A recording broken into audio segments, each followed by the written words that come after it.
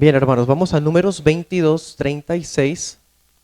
Es el texto que nuestro hermano ya nos hizo lectura y juntos también ya lo leímos.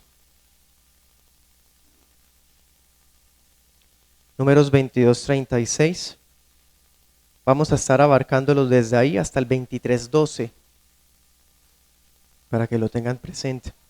Estaré usando la Reina Valera de la Sociedad Bíblica Trinitaria. Y titulamos la enseñanza Primera bendición de Balaam. Primera bendición de Balaam. Sé que recientemente, por medio de uno de los pastores de Curití, leyeron ese texto y lo estudiaron. Nosotros en la iglesia de Girón estamos estudiando expositivamente y vamos acá. Entonces por eso traigo este tema. Si su merced ya ha escuchado enseñanzas al respecto, sé que el Señor proveerá algo nuevo para cada corazón. Amén. Primera bendición de Balaam lo titulamos así. Hermanos, en esta sección Moisés nos relata el encuentro que tiene Balaam con el rey Balac.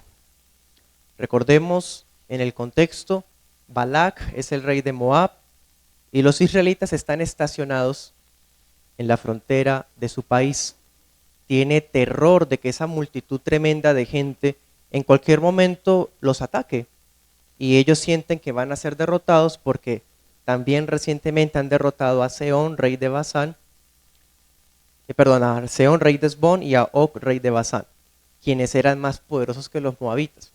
Entonces el rey de Moab, acuerda un plan con sus príncipes y se une con Madián, que era otro reino, y contratan a un brujo que era famoso porque lo que él maldecía quedaba maldecido y lo que él bendecía quedaba bendecido. Entonces la idea era maldecir a Israel para que debilitado ellos pudieran atacar. Hay un recorrido larguísimo desde Moab hasta Aram, que es donde estaba Balaam. Estamos hablando desde Israel hasta Mesopotamia. Eran meses de viaje. Entonces esto ha sido cuadrado con mucha antelación. El caso es que ya por fin llega Balaam y dense cuenta que Balac sale a recibirlo y pues la idea es que él venga para maldecir a Israel. Nosotros sabemos que detrás de escena, cuando el hombre va en su camino para maldecir a Israel, el Señor Jesús viene y lo enfrenta y le dice, tú vas a ir, pero bajo la condición estricta de que haces y hablarás lo que yo te diga. Entonces el hombre va a ir con la expectativa de ganar dinero, pero Cristo lo impide. Y vamos a estar viendo que en vez de maldecirlo, lo que va a hacer es bendecirlo y con una bendición que nos recuerda al pacto abrahámico. Estaremos estudiando en 2 puntos, 22:36 hasta 23:3. Será el primer punto. Preparativos supersticiosos. Y el segundo punto, desde el 4 hasta el 12, primer oráculo de Balaam.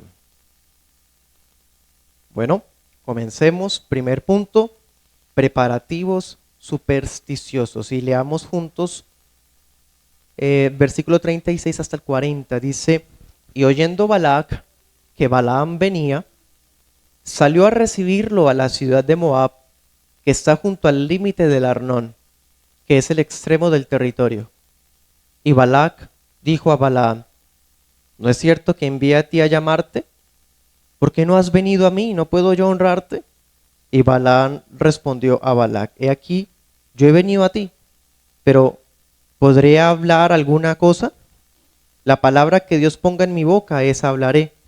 Y fue Balaam con Balac, y llegaron a Kiriat Husot.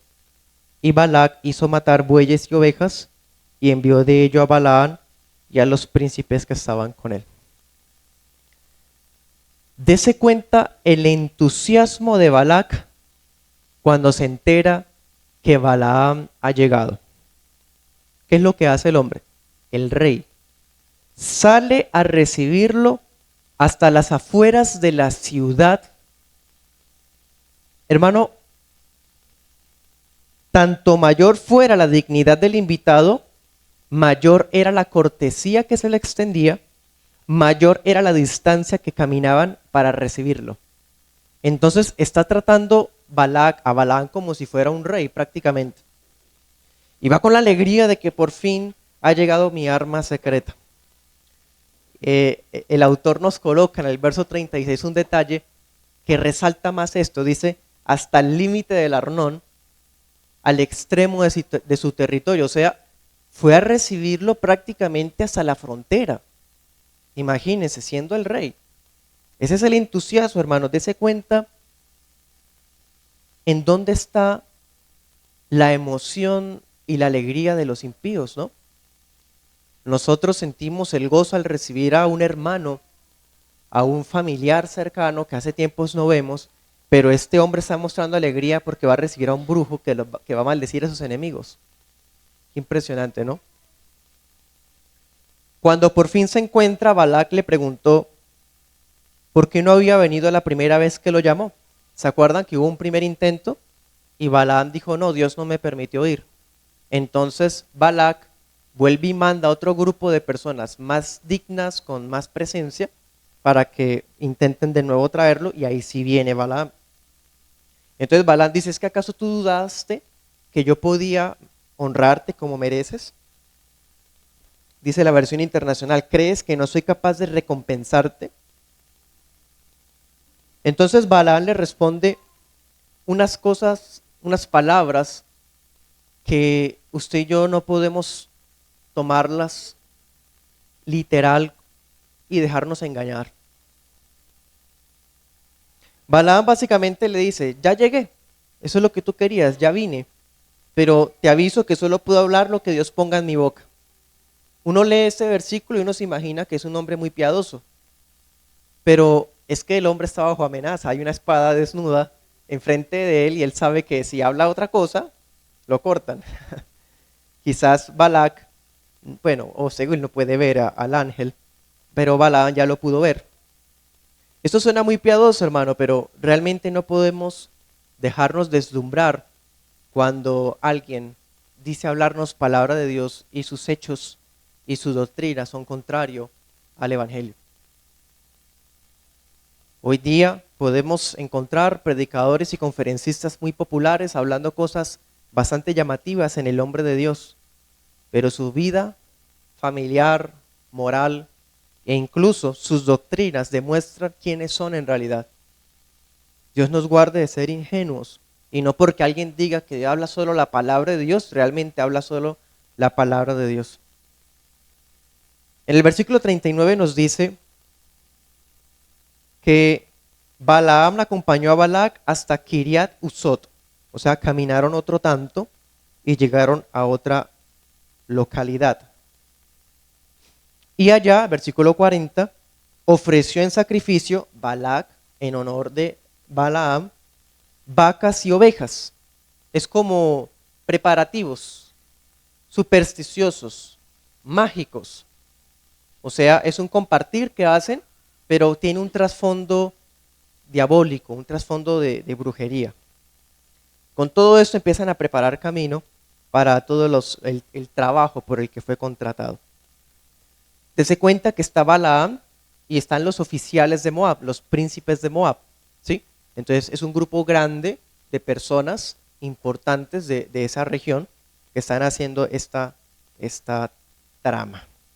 A propósito, es algo bastante grotesco uno enterarse que los que están en los lugares de eminencia, que uno a veces espera que sean las personas más cultas, de pronto más intelectuales o menos supersticiosas, son las que más están envueltas en estas cosas bajas de brujería, ocultismo, chamanismo, trapear con aguas yo no sé qué.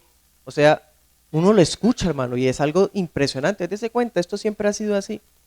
Y de hecho es natural que las personas poderosas sean las más dadas a ese tipo de supersticiones, porque tienen los dineros para votar en esas tonterías.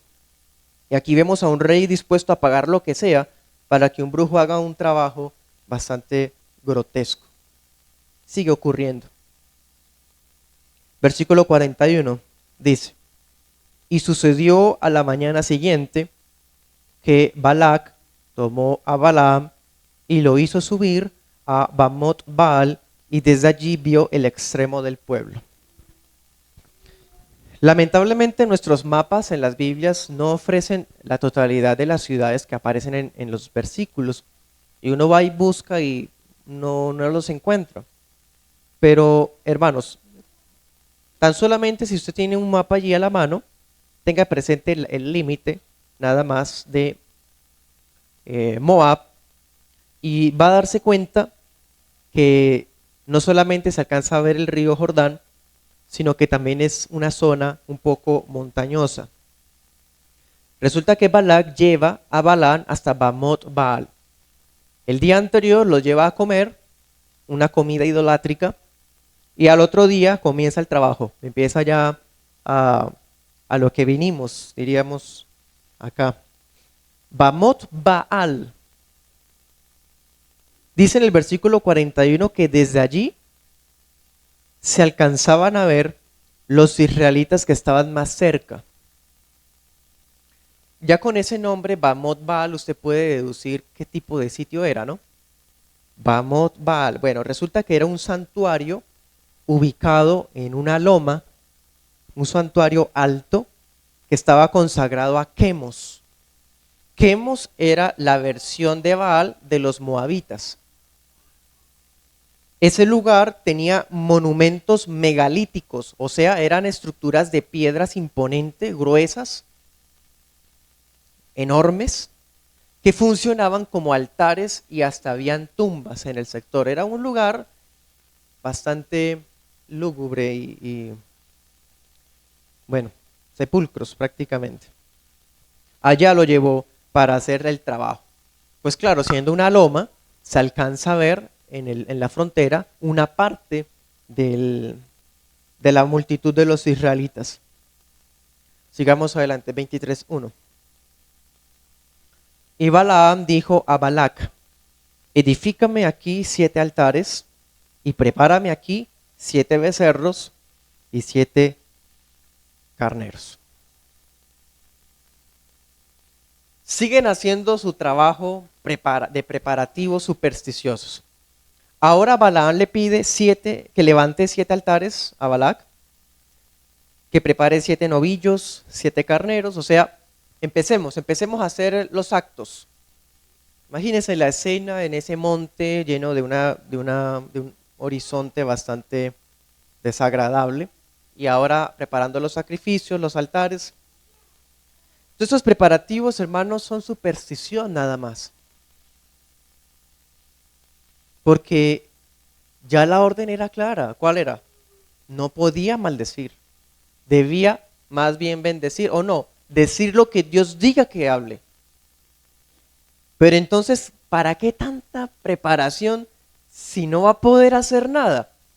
Bueno, aquí usted puede ver la intención perversa de ese falso profeta. Todavía está obstinado en lograr lo que planeó desde el comienzo.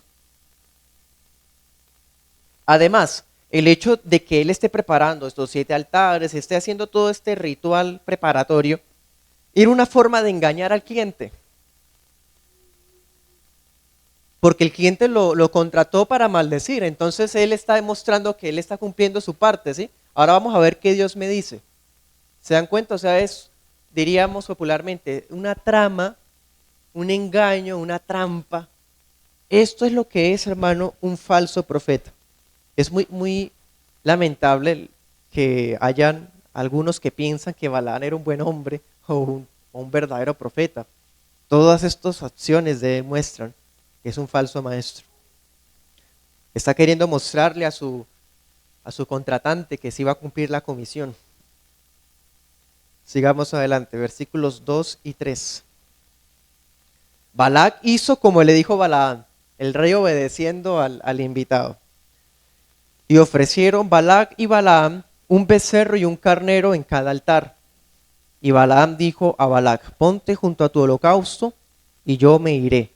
Quizá Jehová venga a mi encuentro y cualquier cosa que me muestre te la declararé. Y se fue a un monte descubierto. El rey de Moab hace tal como le pide Balaam, y ambos ofrecen un novillo y un carnero en los 7 altares. ¿Sí? Entonces, cuando terminan el ritual de preparación, dice, bueno, ya voy a preguntarle a Dios ahí sí qué es lo que él me va a decir.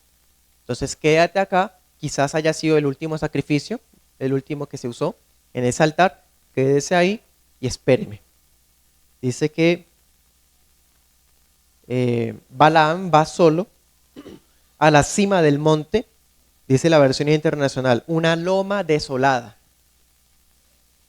Sí, para las culturas paganas, los lugares altos, entre más arriba, era más cercano al área espiritual y demás. Y eso lo escucha uno hasta hoy en algunos contextos neopentecostales, que hay que reprender aires. Bueno, todas esas cosas, ¿usted ha escuchado alguna vez? Bueno, yo sí las escuché muchas veces y dejan ver ese trasfondo pagano que realmente tiene más que ver con la brujería que con las escrituras.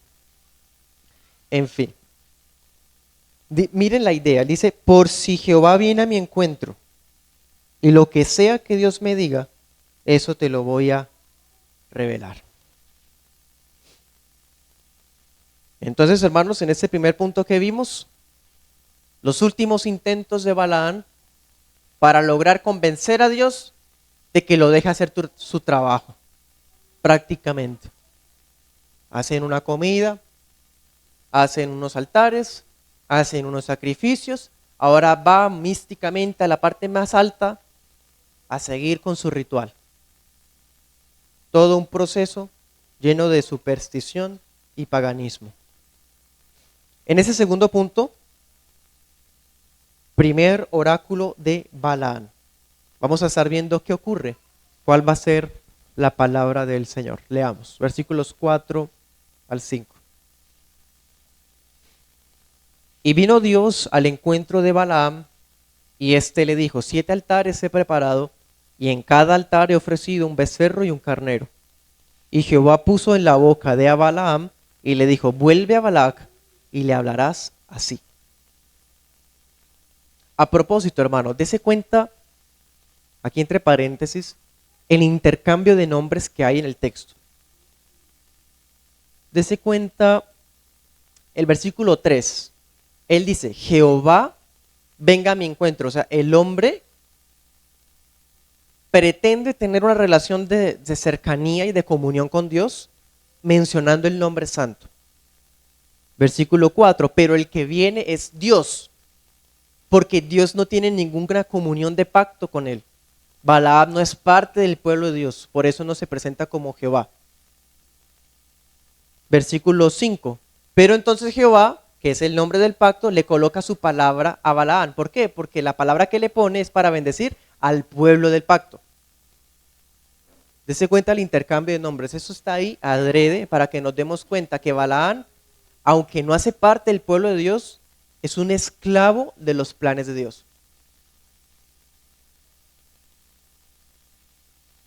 Dios viene a Balaam, ¿y qué es lo primero que Balaam le dice?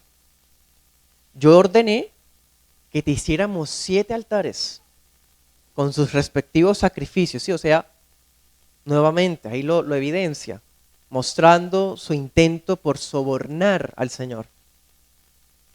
Como en el paganismo se pensaba que entre más cosas se le daba a los dioses, más se satisfacían ellos en su estómago quizás, y así alcanzaban favores de los dioses. Balaam está tratando al Señor de esa forma. Él pensaba que con sus dádivas podía sobornar a Dios para conseguir su cometido. Balaam es como esas personas que piensan que con sus obras pueden influenciar a Dios, que con sus ofrendas o con sus dádivas pueden comprar favores de Dios. Pero ¿qué ocurre, hermano? Dice que Dios le pone su palabra en la boca. Una boca inmunda, llena de magia, de maldiciones, pero que sigue siendo una criatura que tiene que obedecer al Creador.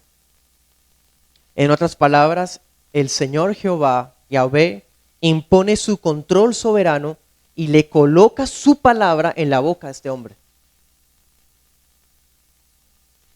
Le ordena repetírsela a Balac.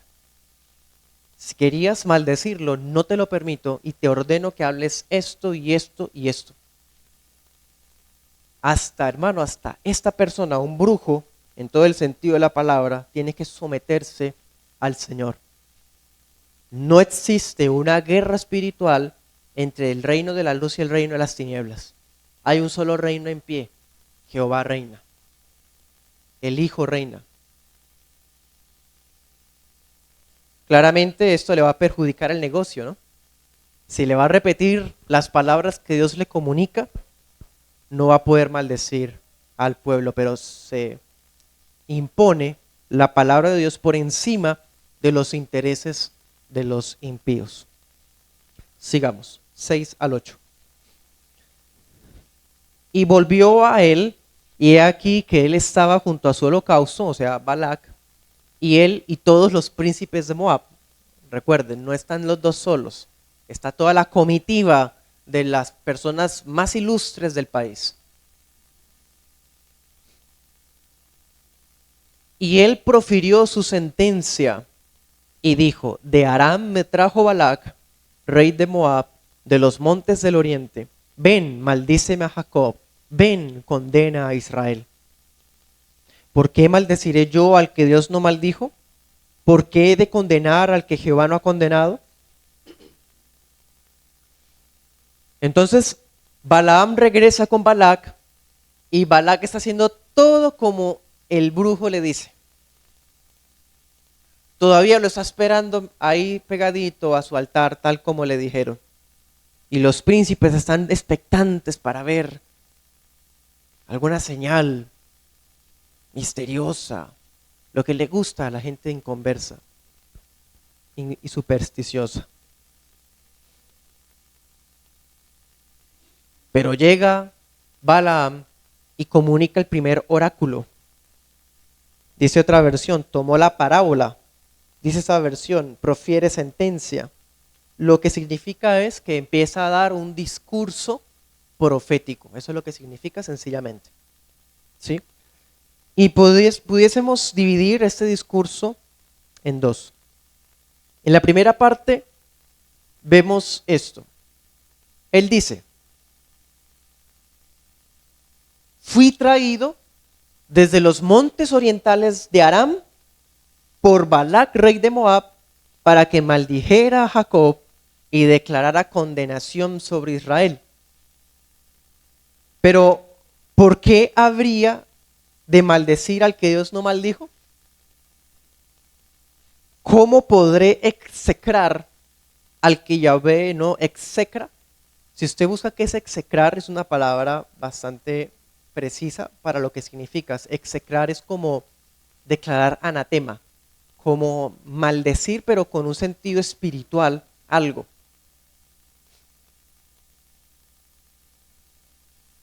Dice la versión internacional: ¿cómo podré desearle el mal a quien el Señor no se lo desea? En la Peshita dice: ¿cómo destruiré a quien Yahvé no ha destruido? Primera parte: no puedo maldecir a ese pueblo. No puedo. ¿Por qué si Dios no lo maldijo? ¿Y cómo si el Señor no lo maldijo? En otras palabras, estoy impedido, inhabilitado de decir tan siquiera algo en contra de esta multitud. Y la segunda parte, versículos 9 al 10. Dice: porque de la cumbre de las peñas lo veré, o sea, al pueblo, y desde los collados lo miraré. He aquí un pueblo que habitará aparte y no será contado entre las naciones. ¿Quién contará el polvo de Jacob o el número de la cuarta parte de Israel? Muera yo la muerte de los rectos, mi fin sea como el suyo. Esa es la segunda parte. ¿Qué vemos en esa segunda parte? Bueno, en la primera, él dice: me trajeron desde tan lejos para algo que ya no puedo hacer. Me prohibieron. Estoy imposibilitado de lograrlo. Y en la segunda parte dice: veo desde las cumbres de la peña, desde la cumbre de los collados, claro, estaba en Bamot Baal, ¿sí? Y veo al pueblo. Lo veo confiado, solitario. Lo noto apartado de las otras naciones. Anote ese texto, Deuteronomio 33:28. Ahí puede ver el paralelo de lo que significa ese texto. 33:28. Y dice, ¿quién podría calcular el polvo de ellos? Dice otra versión, la descendencia. El número de tan siquiera la cuarta parte de Israel. En el libro de Números comienza contándonos las distribuciones del campamento. ¿Se acuerdan? Están los censos, están los trabajos de los levitas, y luego empieza a contarnos cómo se distribuía bajo banderas. ¿Se acuerdan? La bandera del norte, la bandera del oriente, el occidente y el sur. Todo alrededor del tabernáculo. Entonces, ¿en cuántas partes estaba dividido el campamento? En 4. Él desde Bamot Baal podía ver una parte. Y él dice, prácticamente, si ni siquiera puedo contar esa cuarta parte que desde aquí alcanzo a ver, mucho menos puedo contar todo el pueblo. ¿Sí? Es un pueblo que está bendecido por Dios. Tiene todo a su favor. Hermano, y esas palabras recuerdan otras dichas en Génesis 13. Ahí sí vamos a leerlo.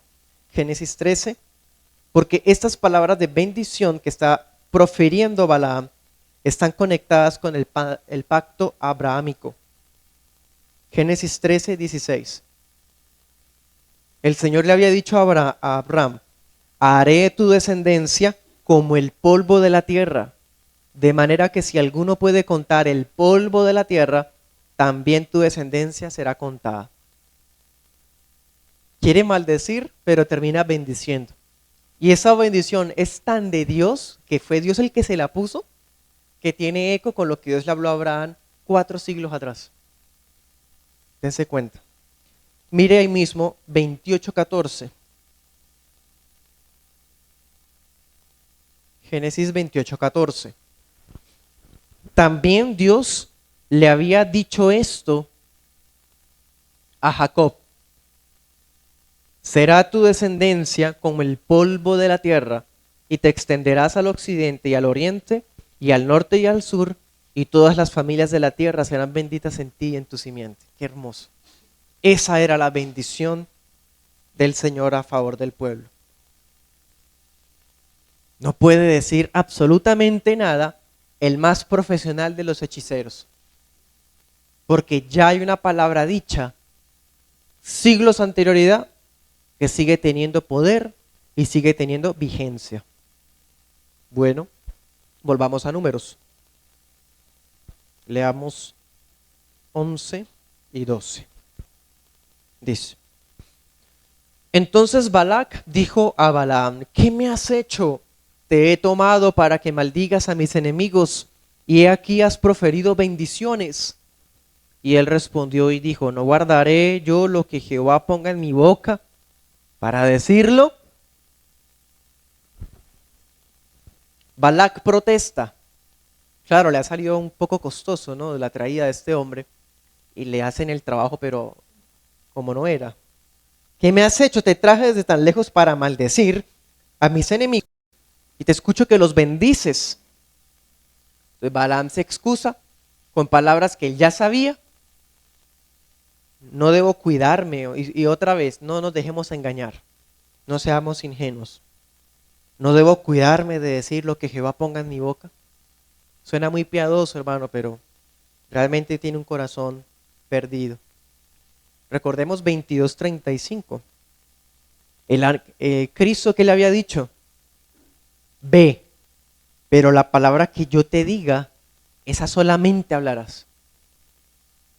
Insisto, él tiene que hablar lo que Dios le diga, porque si no hay una espada esperándolo. En esa segunda parte que vimos, bueno, vemos la primera bendición de Balaam, la primera palabra que Dios pone en su boca. ¿Y en qué consiste? Prácticamente en dos cosas. Primero, me resulta imposible maldecirlos porque Dios ya los bendijo. Y lo otro, la otra parte de la bendición, ¿cuál era? Esta gente habita confiada, es innumerable.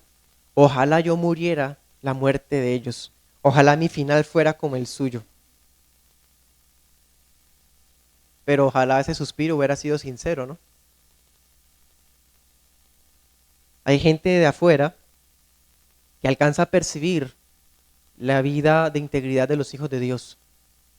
Hay gente de afuera que alcanza a suspirar al ver, no con envidia malsana, sino con respeto, el hogar de algunos creyentes.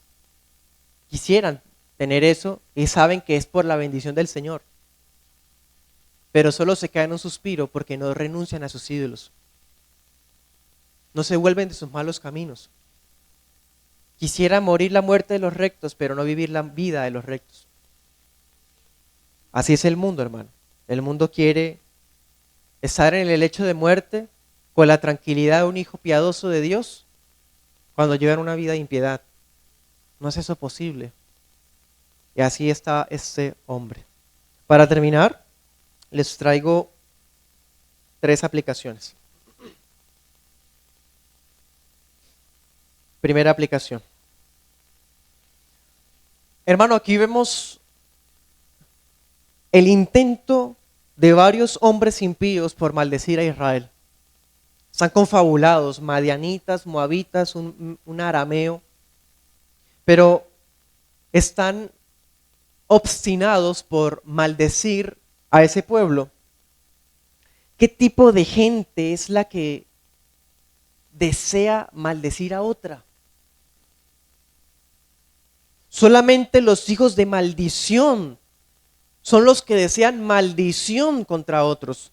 Segunda de Pedro 2:14, allá el apóstol describe a los falsos maestros y dice, esta gente, parafraseándoles, se les llena la boca hablando bendiciones, pero son ellos mismos hijos de maldición.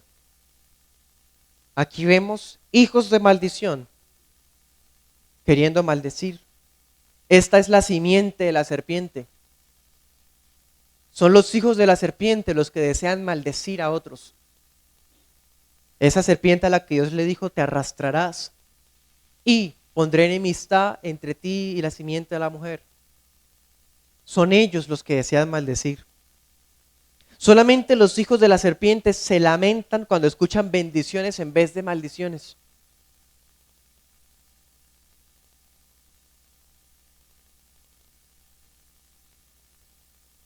El Hijo de Dios no se deleita en escuchar, ¿usted por qué no dijo tal cosa? ¿Por qué no le respondió así, asá? ¿Por qué se dejó? El Hijo de Dios se deleita más bien en la tranquilidad, en ser pacíficos. Bienaventurados los pacificadores, dice la palabra.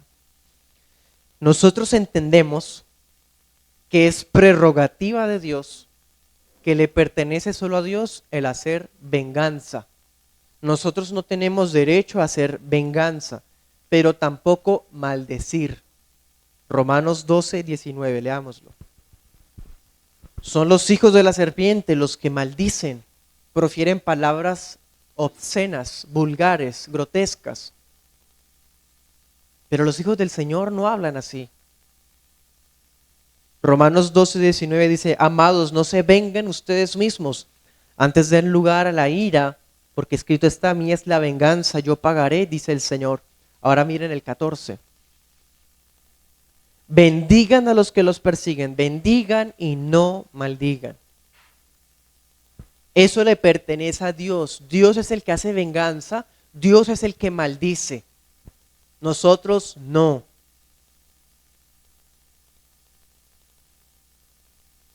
Miren cómo está tan mal el neoevangelicalismo, que uno dice algo así como que Dios es el que maldice y suena raro, o les suena raro a algunos.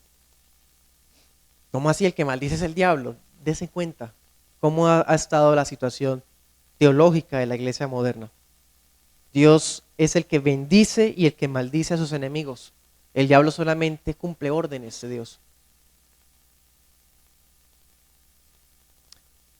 Segunda aplicación. El hecho de que el primer oráculo de Balaam tenga ecos de la promesa que se le dio a Abraham nos recuerda una cosa muy importante. Dios no altera sus planes. Lo que él había dicho 4 siglos antes, no lo iba a cambiar ahora para no quitarle el negocio a este hombre. Las bendiciones que Dios profirió una vez siguen en pie hoy todavía. Y entre esas bendiciones está la protección, el cuidado de Dios a favor de su pueblo. Ese cuidado no implica estar exentos de situaciones y problemas, pero sí implica que el Señor nos protege de cualquier Balaam que quiera maldecir a su pueblo. Nosotros podemos unirnos a la confesión del apóstol y decir, ¿qué diremos a esto? Si Dios es por nosotros, ¿quién contra nosotros? Nosotros podemos decir eso por Cristo Jesús. Y queda una pregunta. ¿Qué hubiese pasado si Balaam o cualquier otro brujo hubiese maldecido al pueblo de Dios? Que Dios los hubiera dejado y hubiese maldecido. ¿Sabe qué hubiera pasado, hermano? Nada. Nada. Porque las palabras de maldición de un impío, de un brujo, un hechicero, lo que sea, son infructuosas frente al pueblo de Dios. Se dañan ellos mismos. El pueblo del Señor está protegido. No sabemos cuántas artimañas, estratagemas, cosas que hace la gente del mundo, de vudú, magia negra, todas esas cosas que uno escucha de la gente del mundo, que hacen contra su pueblo. En esta cuadra, allá en Girón, en Bucaramanga. Hermano, hagan, digan lo que quieran, pero el Señor nos protege. ¿Por qué entonces hay un pueblo de Dios temeroso de esas cosas? A nosotros debería darnos más bien es lástima esos intentos y que el Señor en su gracia permita que esas personas se conviertan de su maldad. Pero el neopentecostalismo en cierta manera ha infundido miedo en el cristiano a, por ejemplo, a la brujería o a los demonios y esto y lo otro. Hermano, el Señor nos protege a nosotros. Eso no tiene ningún tipo de validez. En esta ocasión Dios interviene de adrede para dar a conocer su palabra y dejárnosla por escrito. Pero aun si Dios no interviniera así, aun si de todas formas logren decir las palabras que logren decir y las cosas supersticiosas que quieran hacer, no valen, no tienen validez contra nosotros. Tercera aplicación. En definitiva, lo que acabo de decir solo aplica para el pueblo de Dios. Si usted quiere ver a una persona oprimida por brujerías y cosas así, ve a alguien que no es hijo de Dios. Todos los que no están unidos a Cristo por medio de la fe andan a la deriva de ser maldecidos por cualquier Balaam. Todos los que no están en Cristo por medio de la fe, peor, están a la deriva de ser maldecidos por Dios. Porque son enemigos de Dios, objetos de la ira de Dios. La ira de Dios permanece sobre ellos porque no acriben el nombre del unigénito. Así como nosotros estamos protegidos por medio de Cristo Jesús, por medio de la fe, el que no está en Cristo está a la deriva. Pero peor que esos Balaam que hayan por ahí, estar a la deriva de la ira de Dios. Amigo, arrepiéntase. Si usted está en esa condición, porque Balaam sí logra hablar contra usted, y peor, Dios mismo hablará contra usted. Así como no hay maldición para los que están en Cristo, no hay condenación para los que estamos en Cristo, sí le pertenece toda maldición y toda condenación a los que no creen en Él, a los que no le siguen. Señor nos guarde, hermanos, y nos conceda descansar en su cuidado paternal y poderoso de cualquier tipo de artimaña. Solamente nos resta obedecer sus mandamientos y el Señor hará lo demás. Amén. Oremos. Padre Celestial, tu cuidado paternal es real para con nosotros. ¿Quién es este Rey de gloria? Fuerte y poderoso, Jehová el valiente. Eres tú, Señor, el que cuidas a tu pueblo. Es un motivo de consuelo y de seguridad saber que cualquier tipo de acto de envidia, celos, maldición, brujería, lo que sea, no tiene ninguna validez contra nosotros, y no porque seamos grandes personas, sino por tu pacto, por tu bendición que ya una vez dijiste y es imposible de remover. Tu bendición, Señor, es real y tus planes son inalterables. En ellos descansamos, en ellos esperamos. Tú nos proteges no solamente a nuestra integridad física y la de nuestros niños e hijos, sino también de nuestros bienes, negocios.